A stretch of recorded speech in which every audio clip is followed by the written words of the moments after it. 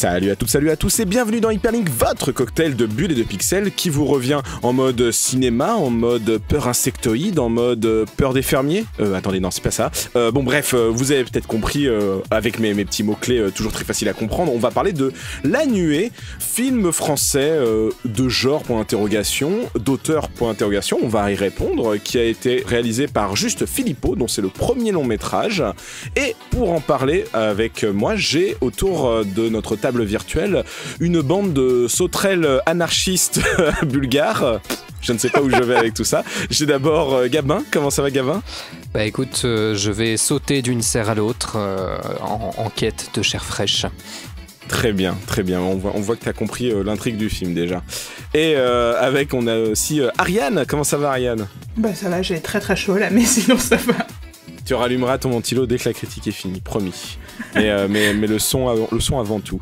On va se lancer, mais avant toute chose, je vous rappelle que vous pouvez nous suivre sur nos différents réseaux sociaux, retrouver toute notre actualité sur notre compte Twitter, venir discuter et échanger avec nous à propos de cinéma, de jeux vidéo, de séries, de BD, de manga, ou même de comics, sur notre compte Discord, sur notre Discord à nous, le Discord d'Hyperlink. Vous pouvez aussi retrouver nos émissions et nos critiques passées, présentées à venir sur le réseau Microstockholm Aosha ou sur notre page YouTube. La Nuée, Juste Philippot, Insecte, on est parti. Minable, méga minable. Faudrait trouver un argument plus original. La Nuée, donc le premier long métrage de Juste Philippot, n'est-ce pas, Ariane ? Absolument, il a déjà réalisé plusieurs courts-métrages, mais là c'est vraiment le premier long. Donc c'est un film qui est sorti tout récemment, hein, qu'on vient d'aller voir. Il est sorti le 16 juin. Et pour présenter un peu le pitch, en gros, donc ça se passe dans la campagne française, c'est un film franco-français, c'est le petit cocorico de la semaine. Campagne française où Virginie, qui est jouée par Suliane Brahim de la Comédie Française, dont c'est le premier gros rôle au cinéma, élève seule ses deux enfants, donc Laura qui est ado, et Gaston qui a un prénom... pas très fréquent dans sa catégorie d'âge, puisqu'il a genre une dizaine d'années, quoi. Oh, ça revient à la mode, mais je pense que ça, c'est depuis qu'on a vu le méchant de La Belle et la Bête. Écoute, c'est mon je sais pas, moi, ça me fait penser à Gaston Lagaffe, mais chacun ses rêves. On a les rêves qu'on mérite, Cédric. Bah, très bien, j'aime beaucoup Gaston Lagaffe aussi, mais là, le gamin est quand même plus proche de Gaston Lagaffe que de Gaston de La Belle et la Bête, effectivement. Non, il est mims. Mais du coup, il a une dizaine d'années, donc il est un peu plus jeune, et leur papa est mort, hein. Il y a une phrase dans le film qui fait comprendre qu'en gros, il s'est visiblement suicidé. Et Virginie a donc abandonné leur ancienne activité. Ils vivent toujours dans la même ferme, mais au lieu d'élever des chèvres, elle s'est lancée dans les sauterelles qu'elle vend grillées au brasero ou sous forme de farine. Alors ce qu'il faut savoir peut-être sur ce film quand même préciser, c'est que le scénario n'est pas de Juste Philippot, c'est un scénario qui a été écrit dans le cadre d'un appel à projet sur le film de genre. Je précise parce que on va un peu en parler après, donc c'est important. C'est donc signé par Jérôme Genevray et Franck Victor, même si évidemment Philippot avait vraiment une vision pour ce scénar et il l'a vraiment emmené dans la direction qui l'intéressait, avec donc c'est pas les sauterelles les vrais méchants du film, c'est plutôt cette figure de mère qui va vriller, on va pas se mentir, et qui va commencer à faire peur à ses enfants et devenir le vrai monstre de l'histoire. Alors, je vais quand même préciser un truc, parce qu'il manque quand même un petit truc dans le synopsis pour moi qui est révélé au bout des 20 premières minutes, c'est qu'après un accident, les sauterelles, elles n'arrivent pas à être rentables, les sauterelles commencent à mourir chez elles, elle sait pas pourquoi, et après un accident, elle se rend compte que les sauterelles, en se nourrissant de sang, deviennent plus grosses, un peu plus fortes, un peu plus comestibles, et donc elle va commencer un élevage de sauterelles au sang. C'est comme là l'enjeu de films de genre, films d'horreur, films fantastiques dont tu parlais dans le cadre de l'appel à projet sur le film de genre, parce que si on prenait juste le pitch de base, là ça faisait vraiment un film de Ken Loach français, quoi. Non, t'as raison de le préciser, effectivement c'est un film avec du fantastique, hein, et de l'horreur. Il a été projeté au festival du film fantastique là, de Gérard May, donc clairement il est présenté comme un film de genre, et c'est avant tout comme ça qu'il est vendu d'ailleurs, ce qui je pense est passé à côté d'une partie du film. Surtout je trouve que c'est un poil moins changé, mais on va y revenir. En revanche, il est intéressant de noter le terme fantastique, qui est un abus de langage de plus en plus commun au lieu de la fantaisie. Mais dans ce cas de film, on peut parler vraiment de film fantastique, dans le sens que est-ce que l'horreur que subissent les personnages, est-ce que les éléments irréels que subissent les personnages sont réels ou sont plus une aberration de la part de la maman ? Bon là, Je laisse la question en suspens jusqu'à la fin du film, en tout cas. Bon, en tout cas, c'est bien plus qu'un film de genre, clairement. Il y a un vrai réalisme revendiqué. Moi, je citais Ken Loach pour rigoler, mais à moitié en même temps, hein, parce que le public qui vient chercher du pur film d'horreur, je pense qu'il va être un peu perdu quand il va voir qu'il y a les problèmes financiers des agriculteurs et la moisson qui ne se fait pas, et comment trouver la meilleure farine possible de sauterelle. Enfin, c'est un peu compliqué. Gabin, tu t'attendais à ça, toi, en allant voir le film ? Disons que, comme c'est sorti aussi par le distributeur The Jokers, qui nous habitue aussi à sortir des films de genre, on se doute bien qu'à un moment donné, il y a quelque chose qui va être un petit peu bizarre. Et pour moi, c'est clairement ça. C'est un film qui part de ce genre qu'on connaît bien en France, qui est du drame social, qui évoque des films récents comme Petit Paysan, etc., qui dit vraiment quelque chose de la situation du monde agricole, en dehors même de la situation de Virginie. Il y a vraiment quelque chose un message politique qui est là, et c'est vraiment pour moi ce film qui devient peu à peu un cauchemar, et où le genre s'immisce peu à peu jusqu'au final qui est complètement cauchemardesque, sorti des enfers. Et en fait, je l'avais déjà vu le film une première fois avant la seconde fermeture des salles. Et j'avais pas. Moi j'ai le droit aux accès presse. J'ai vu les films avant tout le monde. Et je vous ai pas parlé de Sans Abri 2 cette semaine. Vous voulez que je vous parle de Sans Abri 2 ? Coucou. et j'ai vu comment je suis devenu super-héros à Deauville alors qu'il sort sur Netflix. Nananer. Voilà. Oui, bon bah c'est bon. Hein. Non mais sinon, ouais, La Nuée, en fait, la première fois, j'ai pas été transcendé, je l'avoue, au début. Et quand je l'ai revu, parce que du coup, ça fait quand même plusieurs mois, et donc j'avoue que j'avais quand même besoin de me rafraîchir un petit peu la mémoire, et ben je l'ai beaucoup plus aimé la deuxième fois. En fait, j'ai beaucoup mieux compris ce que c'était, j'ai beaucoup mieux accepté en fait cette structure de film qui se veut être ultra réaliste sur le départ, dans lequel le fantastique s'immisce vraiment peu à peu jusqu'à devenir, comme je disais, un véritable cauchemar. Et toi, Ariane, quand tu y allais, tu te doutais de quel pied allait être le film, sur quoi t'allais t'embarquer ? Moi, je vais aller un peu dans le même sens que Gabin. Effectivement, je m'attendais pas tout à fait à cette formule très hybride entre le réalisme et le film de genre. Je pensais qu'on pencherait plus vers le second que vers le premier. Ceci étant, j'ai vraiment apprécié le film dès le premier visionnage, parce que je n'ai pas vu 2 fois pour l'instant, j'ai pas eu le temps de le regarder 2 fois en 2 jours, désolé. Mais effectivement, comme l'a dit Gabin, c'est un film qui a un vrai message politique, et c'est totalement assumé par le réalisateur. Hein. Il explique lui-même, Juste Philippot, que pour lui, le fantastique, il est vraiment là pour renforcer en fait le réalisme du film, et il voulait ce côté documentaire rural malgré le fantastique. Donc c'est un film de genre qui est un peu un film de genre sans être un film de genre, à la croisée des chemins, quoi. Et comme l'a dit Gabin, effectivement c'est un film qui bascule très lentement vers le fantastique et l'horreur, avec donc ce final qu'en est le point culminant, et qui là pour le coup a le final d'un film catastrophe, un peu avec une fin qui a un côté apocalyptique, presque biblique, avec toutes ces sauterelles. Enfin moi ça m'a un peu fait penser au Deep Play d'Égypte, donc les sauterelles prennent, oui. Ouais, les sauterelles prennent de plus en plus de place dans le film jusqu'à ce final-là, donc il y a une vraie progression en ce sens du film, avec un long métrage qui d'abord met l'humain au centre avant de faire gagner de plus en plus de place à ces sauterelles. Moi, en voyant le film, j'ai bien aimé globalement, mais je lui reprocherais quand même 2 choses. La première, je trouve, c'est qu'il a un manque de cohérence par moment. C'est-à-dire que, sans trop rentrer en détail de l'histoire pour ceux qui aimeraient le voir, mais à un moment, un banc de sauterelles s'échappe une première fois et kidnappe une chèvre. Longue histoire que je ne raconterai pas plus. Huguette Mais ce qui m'a étonné, c'est que personne ne se dise où sont passées les sauterelles après, et on ne saura jamais, genre même pas un truc à la télé, genre une nuée de sauterelles a ravagé un champ ou a tué des gens, quoi. Donc ça m'a semblé assez bizarre quand même que le film élude de temps en temps des morceaux comme ça. Pareil, Gaston à la fin du film, il part pour une raison aussi.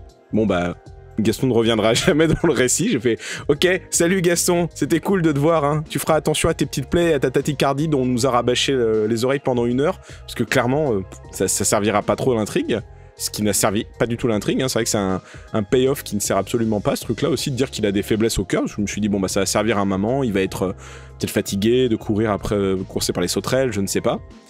Et le deuxième truc qui m'embête un peu, je trouve que c'est un peu mensonger. C'est-à-dire que quand même la bande-annonce, tout et même les auteurs le vendent quand même un peu comme un film de genre, malgré le réalisme, ça en soi pourquoi pas. Mais du coup, ça en est pas complètement un, même pas du tout. À de rares moments, ça l'est. Et il y a du coup un vrai problème pour moi, c'est le montage, quoi. Je trouve que c'est très lent, un peu chiant par moment, et ça aurait pu être beaucoup plus court. Le film fait 1h42, je crois. On aurait pu faire un 1h20 facile sans que ça soit... sans que ça soit... sans qu'on perde une scène, en fait. Je trouve qu'il y a des scènes qui sont vraiment très lentes, où ils se regardent dans les yeux, ils se disent rien. Je fais bon, on peut avancer. Mais bon, je m'égare et je pinaille un peu, parce que globalement, après, la proposition est très intéressante, et je te rejoins, Ariane. Cette idée de se baser sur un film un peu d'horreur, un film de genre, les 10 plaies d'Égypte, on peut penser à certains films de Cronenberg, à certains films, on peut penser à La Mouche, on peut penser à plein de trucs comme ça, et d'y mêler le drame paysan, qui est une réalité, et d'en faire une allégorie, c'est intéressant sur le papier, je trouve. Alors moi je suis qu'à moitié d'accord avec ce que tu viens de dire, je suis d'accord avec la première partie de ton propos, c'est-à-dire que effectivement il y a quelques longueurs et éléments pas indispensables dans le scénario, je pense qu'aurait pu... quand je suis sortie du film, j'ai envoyé un texto à Gabin en lui disant par contre Gaston, quand il revient de son stage de foot, miskin, tu vois. Alors du coup, au fait, mais... Ouais, en plus je m'attendais vraiment à ce que la dernière scène, ça soit ça, lui qui revient de camp de foot quelques jours plus tard, parce que... La fin est abrupte. La toute fin est un peu abrupte, je suis d'accord avec toi. Effectivement, il y a des passages dans le scénario, qui peut-être, je sais pas, peut-être parce qu'on voulait faire de ce film un long métrage, j'en sais rien, mais il y a des moments qui sont un peu pas indispensables. Après, j'irai pas jusqu'à parler de longueur, parce que moi, personnellement, je me suis vraiment pas ennuyée devant ce film. Je trouve qu'il a quand même cet effet de tension permanente dès le début. Un truc un peu étouffant et un peu menaçant, même avant qu'il commence à basculer dans le fantastique et l'horreur, etc., quand il est vraiment sur sa partie de drame social, mais justement peut-être par son côté drame social, hein, mais du coup, on sent cette menace, le son est très bien géré, t'as parlé du montage, je parle plutôt de la musique et du son, moi, pour le coup, le mixage est très bien géré. Oui, ça c'est vrai. Je pense que c'est ça d'ailleurs qui sauve une partie du rythme du film pour moi. T'enlèverais la musique et le bruitage, le film serait indigeste au possible, et ce qu'il sauve, c'est vraiment surtout ce bruitage de sauterelles en arrière-plan permanent, qui est lancinant et qui en dit insupportable pour le spectateur, quoi. Mais volontairement, hein, bien sûr. Mais du coup, c'est vrai que plus le film avance, plus non seulement on attend que ça parte en cacahuète, mais en plus on sait que ça va mal tourner. On est en mode ok, ça peut pas. Enfin voilà, forcément ça va vriller complet. Et effectivement, ça vrille complet. Mais en fait, pour moi, il y a quelque chose dans la réalisation qui tient plus du thriller, en fait, avec ce côté très dramatique, tout en étant très réaliste, plus que, on en a parlé, film de genre, et une réalisation qui est presque celle du documentaire, hein, notamment sur les insectes, tout ça, qui participe à créer cet effet menaçant avec ces gros plans un peu glauques sur les sauterelles au début du film. Gabin, toi, tu rejoins plutôt Ariane ou plutôt moi sur ce coup-là ? Je rejoins plutôt Ariane, parce que moi je suis plutôt séduit par... Traître. Je suis plutôt séduit par le fait que le film soit très, j'allais dire artisanal, puisque on a quand même tourné avec des vrais insectes, avec des jolis gros plans sur les petits insectes qui mangent des trucs, notamment l'insecte qui mange la petite verrue de Gaston, c'est très mignon. Et c'est ça aussi que j'aime beaucoup. Le plus beau, c'est Gaston. Le plus mignon, c'est Gaston. C'est le plus mignon. Avec ses petites verrues, il reste le mignon. Pardon. J'en peux plus. Non, mais ces petites incursions sur l'horreur où on commence à voir peu à peu les plaies de Virginie, le fait qu'elle est en train de défaillir complètement. Ce qui me plaît aussi, c'est que on sait que la menace, ce sont les sauterelles, mais ce ne sont pas elles qu'on voit le plus. Elles sont plus en toile de fond, parce que ce qu'on voit principalement, c'est la déchéance de Virginie, qui en tant que mère est persuadée de faire le mieux pour elle et sa famille. Et je trouve que Souniane Brahim est vraiment extraordinaire, et je serais vraiment très heureux de la voir davantage au cinéma. Et voilà, c'est vraiment ça qui m'a plu, c'est ce personnage de mère qui pense pertinemment faire ce qu'il y a de mieux, alors qu'en fait elle est complètement en train de sombrer. Ariane ? Bah, je pense qu'on va commencer à basculer un peu vers le côté plus drame social et familial du film. Désolé, Cédric, je suis animatrice à ta place maintenant. Mais, oui, je vois ça. Non, mais moi, j'y reviendrai sur le fantastique parce que je trouve que vous omettez quelques trucs qui me semblent assez indispensables au film et qui font que le film ne marche pas dans sa structure. Mais je vous laisse d'abord donner tous les louanges que vous voulez. Surtout que c'est des louanges que je conçois et que je concède. Je trouve que Sulian Brahim est très doué. Je trouve que celui qui joue son ami agriculteur, j'ai oublié le nom, est très doué aussi. Sofiane Kames. Et même les gamins, les deux enfants sont très bons. Et ça, c'est à noter parce que dans le cinéma français, des enfants acteurs talentueux, il n'y en a pas non plus 30 milliards. Et surtout elle, je trouve, elle incarne parfaitement cette adolescente. Marine Arbonne. Un peu frustrée, un peu en colère, et en même temps, qui a envie d'aider sa mère. Mais moi, je suis pas fils ou fille d'agriculteur ou de fermier, mais je comprends dans l'idée ce délire de faut aider à la ferme dès que t'es jeune. Et en même temps, t'as des aspirations d'autres choses, et donc t'aimes tes parents, mais en même temps, tu les détestes. Enfin, je trouve qu'elle incarne assez bien ce paradoxe-là tout au long du film.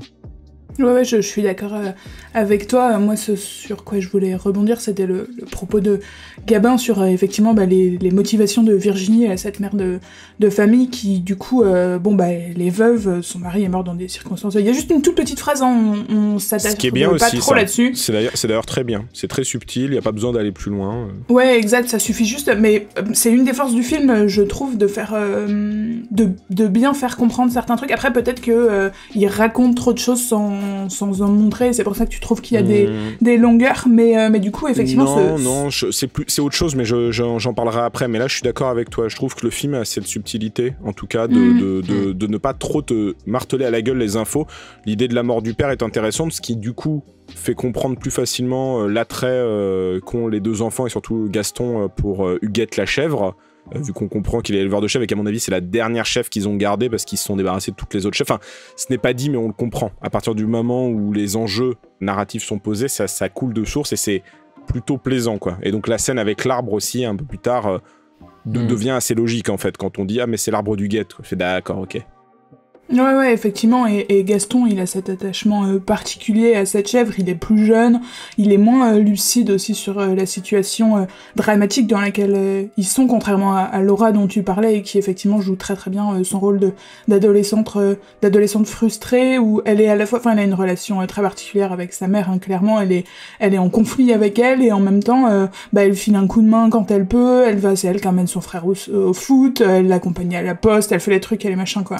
Je sais pas vous, mais en général, les adolescents, c'est des j'ai envie de les claquer. Là, c'est la mère que j'avais envie de claquer tout le film. Et je suis en mode, vas-y, ma grande, réponds à ta mère, t'as raison.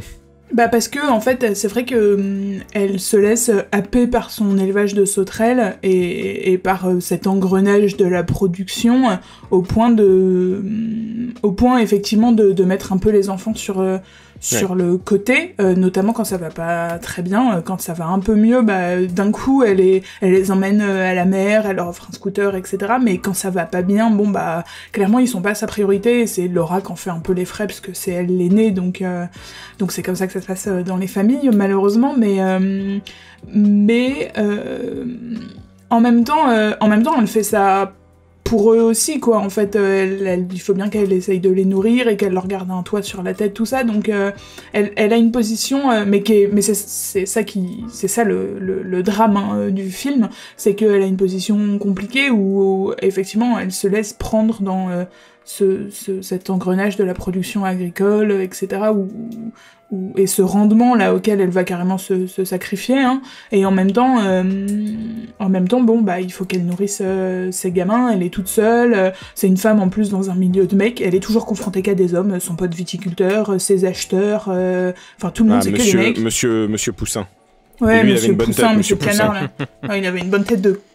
Pardon, je ne vais pas jurer dans cette critique. Mais ça commence par Bravo, C. Bon, je te censure tout de suite. Gabin, vas-y, prends le relais.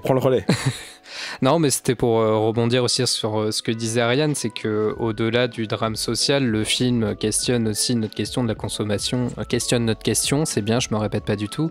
Le film essaie de prendre en compte ce que va être notre alimentation dans le futur, et on voit que le fait que Virginie élève des sauterelles, ça fait un peu jaser. Là aussi, le film n'en raconte pas trop et distille les petites informations. Ça se voit à travers le rapport qu'a sa fille avec les autres ados. Ça se voit avec les voisins qui passent une tête un petit peu de temps en temps. C'est ça que j'aime bien, comme on le disait dans ce film. Il n'y a pas besoin de trop expliquer. Il y a des petites choses qui sont juste distillées comme ça et on comprend tout à fait ce qui se passe. Bah, je suis encore une fois assez d'accord avec vous. Par exemple, je trouve ça très intéressant le fait que ça soit des sauterelles qui soient choisies parce que clairement, quand on lui demande pourquoi elle débine des cours théoriques sur les sauterelles et on en a rien à foutre, et très vite on comprend qu'il y a une déshumanisation du métier d'agriculteur à travers elle. En fait, elle fait pas ça par amour des sauterelles ou même, comme tu le dis, parce qu'elle pense vraiment que dans 30 ans il y aura plus de viande.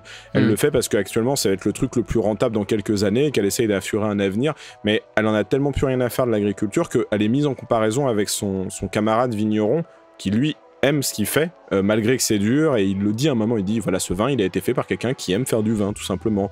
Elle aime pas spécialement s'occuper des sauterelles. En revanche, on voit que elle a une passion morbide pour l'engrangement économique, et que du coup pour elle les sauterelles c'est de la pompe à billets, quoi. C'est une pompe à billets, et donc je trouve aussi ce parallèle intéressant, et je trouve aussi très intelligent le fait de choisir des sauterelles parce que ça, comment dire, pas ça déshumanise, mais ça enlève tout sentiment. Parce que elle aurait élevé des chèvres ou des cochons qui deviennent fous.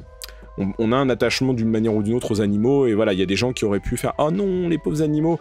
Les sauterelles, c'est plus compliqué, et surtout, les sauterelles, ça n'a pas de compassion spécialement. Quand une sauterelle, ça bouffe, ça vit, et ça meurt.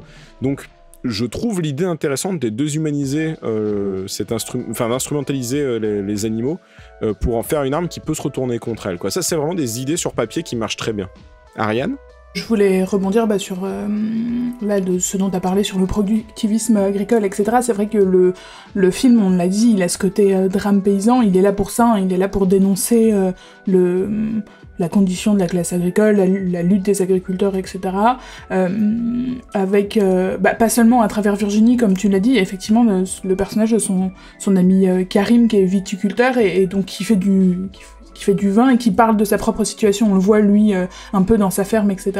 Et il y a une séquence à un moment, notamment, où il explique que, il a pas beaucoup plu, et que du coup, sa récolte, elle va être moins volumineuse, et il a un seul acheteur qui va lui acheter tout son vin cette année, et donc sa pote, qui galère à vendre ses fichue sauterelle, elle est en mode c'est une bonne nouvelle et tout, et il lui dit pas du tout en fait, parce que ça veut dire que ok, là je vais vendre cette année, mais du coup ça m'emprisonne dans juste cette seule demande là. Qu'est-ce qui va se passer l'an prochain? Qu'est-ce qui se passe si l'acheteur décide de plus acheter, se retire, etc. De baisser les prix.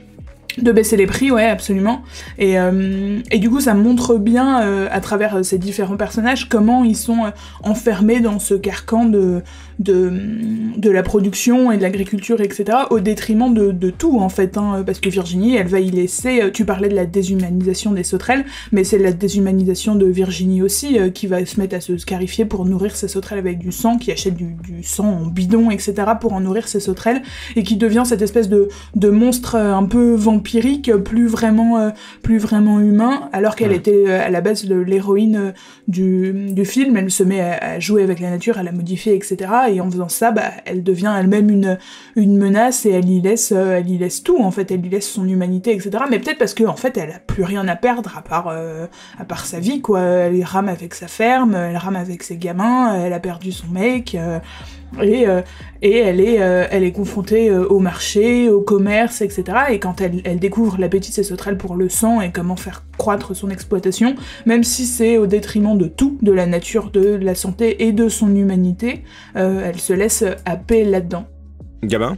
Alors, je voulais juste parler du fait que ça m'a un petit peu rappelé Au nom de la Terre, qui était sorti il n'y a pas si longtemps avec notre cher Guillaume Canet, qu'on aime plus ou moins en fonction de nos affinités réciproques. Mais moi j'aime bien Guillaume Canet.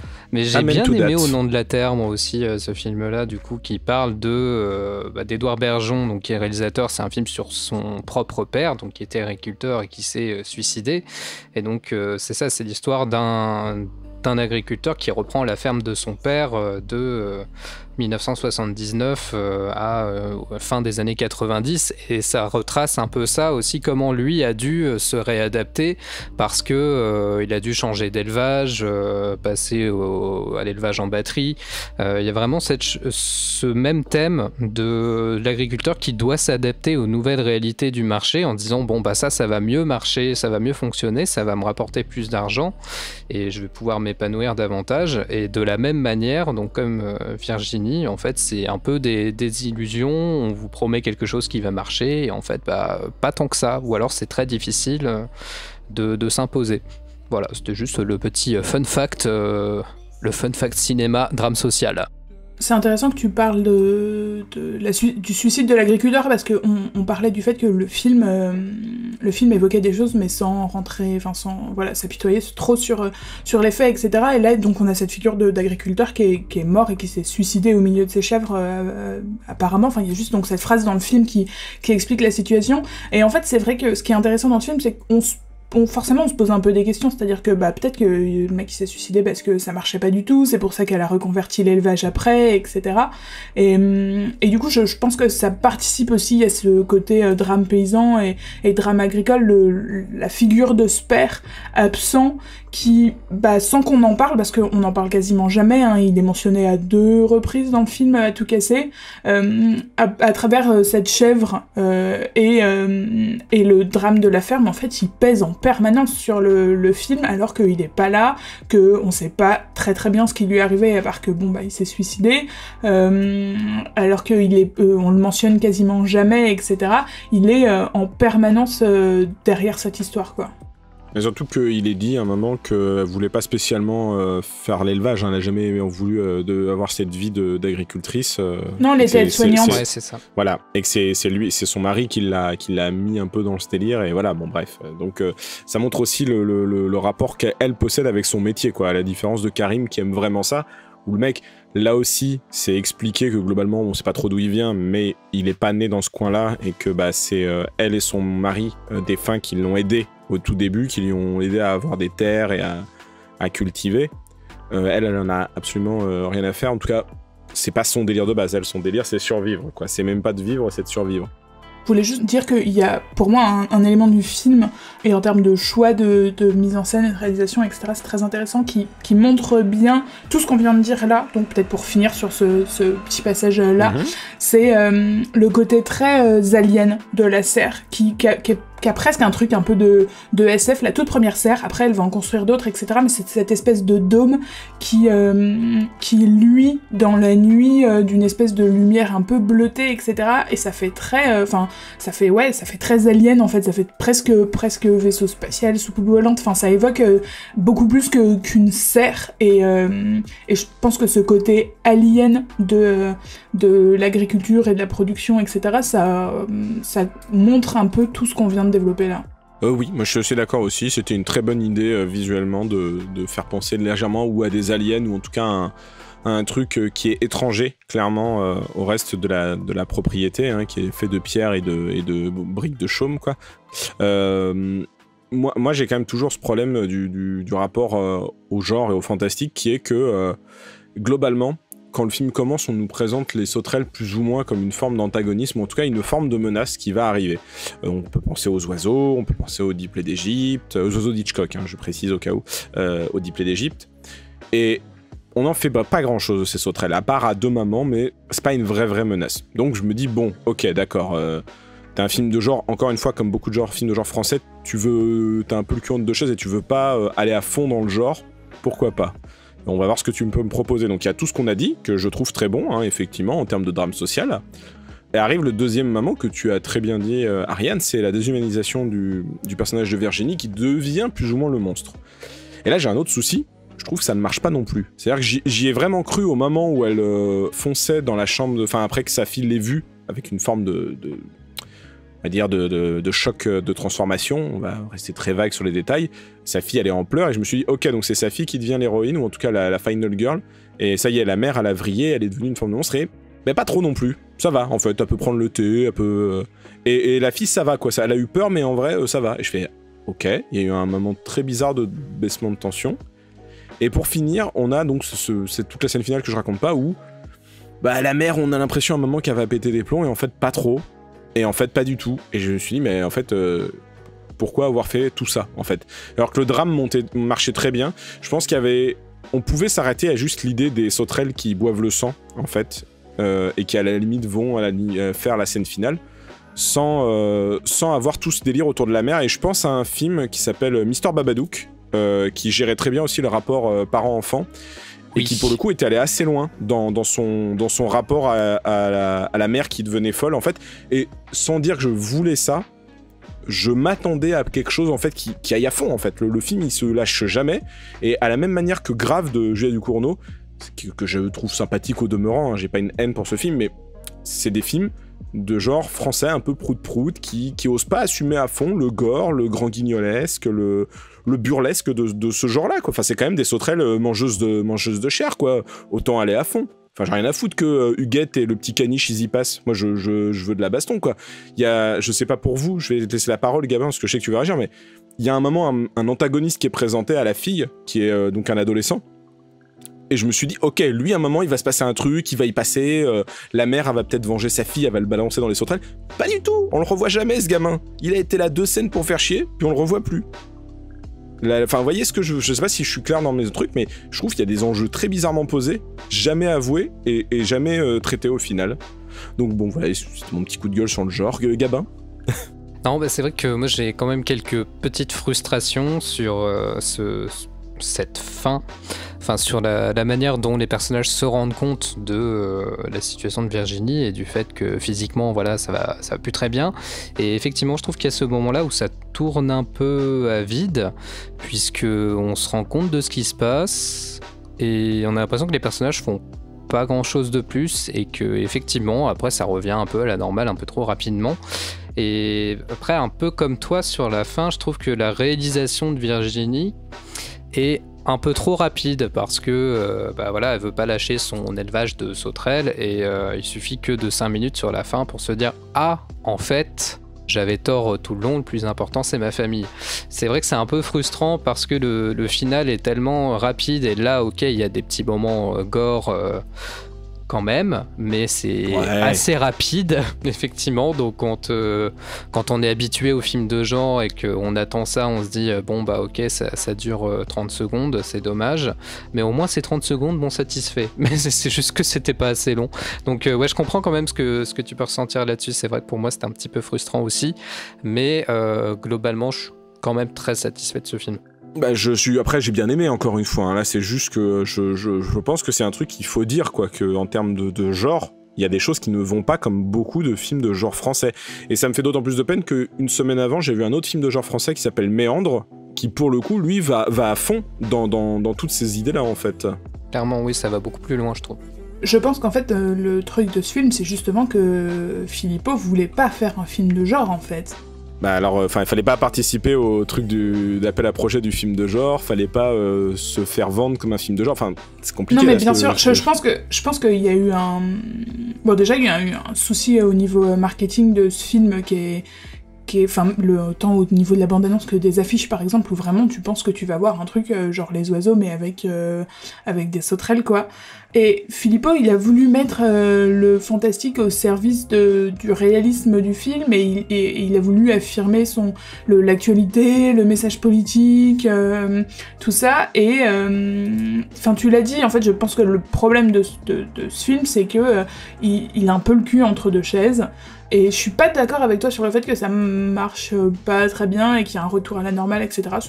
Enfin, c'est pas vrai, je pense. Il y a un côté très anxiogène de ce que tu dis être un retour à la normale, c'est-à-dire que bon, le gamin est parti à ce moment-là, il reste juste Laura qui est confrontée à sa mère qui est en train dont elle se rend compte qu'elle déboulonne complètement, et qui vient mettre Karim là-dedans, qui essaye de le sortir du truc, etc. Mais elle est un peu prisonnière de ça, mais comme elle l'a été depuis le début du film, en fait, c'est-à-dire qu'elle était prisonnière des sauterelles de sa mère, là, et de son envie d'élevage, etc. Et là, elle est toujours sous l'emprise de sa mère, elle sait pas trop quoi faire, elle en a peur, elle a 15 ou 16 ans, tu vois, donc elle est dans une position qui est facile, et je pense que elle sait pas trop comment réagir, elle sait pas trop quoi faire, etc. Et c'est pour ça qu'elle demande de l'aide, d'ailleurs, tout simplement. Et quand je parlais du retour à enfin, je parlais pas du comportement de la fille, mais plus du comportement de la mère, qui a l'air ultra chelou. Et on voit qu'Avery, et de temps en temps, non, ça va, elle prend un café, enfin... Et c'est ça que moi je trouve... Le comportement de l'adolescente me dérange moins, parce que tu as raison, elle est un peu paumée, elle voit que sa mère va pas bien, mais elle peut pas y faire grand-chose, quoi. Donc oui, mais parce que la mère, elle essaye de donner le change, et puis elle a dépassé le... Je pense que c'est ça, surtout, vraiment, elle essaye de donner le change tout au long du film, et elle a dépassé le stade de la normalité, quoi. Elle est partie, mais genre loin, quoi. Elle essaie un peu tout, un peu un peu la personne qu'elle était, son humanité, etc. Et le seul truc qui compte à ce stade, c'est sa production, etc. Sauf à la toute fin, avec ce côté très, on va pas spoiler, mais il y a un côté très sacrificiel dans la fin, et qui malheureusement est trop abrupt. On l'a déjà dit, cette fin. Enfin, moi, vraiment, quand le générique s'est lancé et que les lumières se sont rallumées, en plus instant dans la salle de cinéma, genre t'as même pas le temps t'as même pas 2 secondes de générique pour te laisser le temps de digérer la fin, j'étais un peu sur le cul, j'étais là genre mais c'est fini.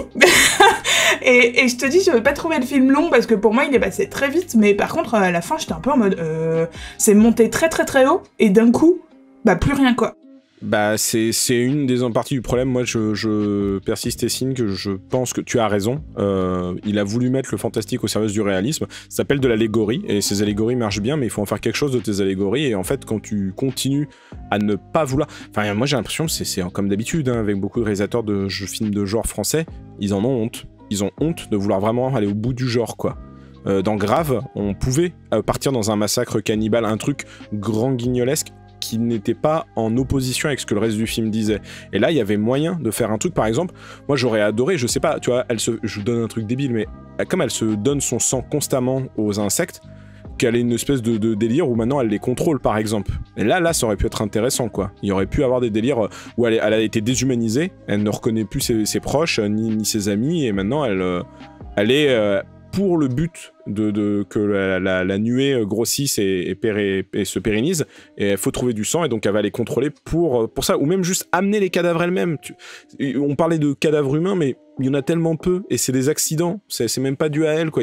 La vraie déshumanisation, elle est pas là. Le truc le plus déshumanisant possible qui lui arrive, c'est de se retrouver en slip dans la serre, quoi. Donc, et elle a l'air d'en avoir très bien survécu, d'ailleurs. Donc je sais pas, ça me choque un peu. Malgré tout, je vous rejoins tous les deux, je trouve pas que le film soit foncièrement raté, je trouve qu'il y a des vrais enjeux narratifs, il y a des vraies idées de mise en scène et d'écriture, et comme tu l'as dit Ariane, ça reste quand même un drame agricole avec un vrai enjeu familial derrière qui est intéressant et qu'on voit pas trop de ce type-là dans le cinéma français, effectivement. Ouais, je pense que c'est un film qui a un côté un peu ovni dans le paysage actuel, et ce serait dommage de passer à côté. Je pense que vraiment c'est une proposition très intéressante et qu'il faudrait aller voir en ce moment. Ceci étant, il faut vraiment pas y aller en se disant ça va être un film d'horreur complet, il n'y a pas de jumpscare, il n'y a pas ce genre de choses, et même s'il y a une tension qui est présente tout au long du film, l'apocalypse final n'a lieu, comme son nom l'indique, qu'à la fin, quoi. Et avant ça, il y a beaucoup d'enjeux agricoles et familiaux et dramatiques, tout ça. D'ailleurs, Philippot vient pas du film de genre à la base, hein, donc peut-être que c'est ça aussi, c'était son premier film de genre. Il a fait quand même un court-métrage juste avant où une famille essaie d'échapper à des pluies acides, donc... Qui sera son prochain long-métrage, d'ailleurs. Bah voilà, et donc il frôle quand même un petit peu toujours ce truc-là, quoi. Moi... Mais peut-être que c'est ça le problème, c'est qu'il l'a trop frôlé et pas assez pris à bras-le-corps, quoi. Ouais, je pense aussi, ça c'est clair et net. En revanche, effectivement, le film n'est pas mauvais et n'est pas déméritant. Loin de là, j'ai envie de dire. Et vous, qu'est-ce que vous avez pensé de ce film, La Nuée ? N'hésitez pas à nous le dire sur nos différents réseaux, sur notre Discord, pour discuter toujours avec nous de l'actualité cinéma, séries, bande dessinée, jeux vidéo. Sur notre compte Twitter aussi pour retrouver toute notre actualité. Et si cette émission vous a plu, que vous voulez écouter nos autres critiques et émissions passées, présentes et à venir, n'hésitez pas à réécouter les émissions sur le réseau de podcast Micro Stockholm Aosha et sur notre page YouTube. Gabin, Ariane, merci beaucoup à vous deux. De rien, mangez des sauterelles. Salut. Et à plus, salut. Salut.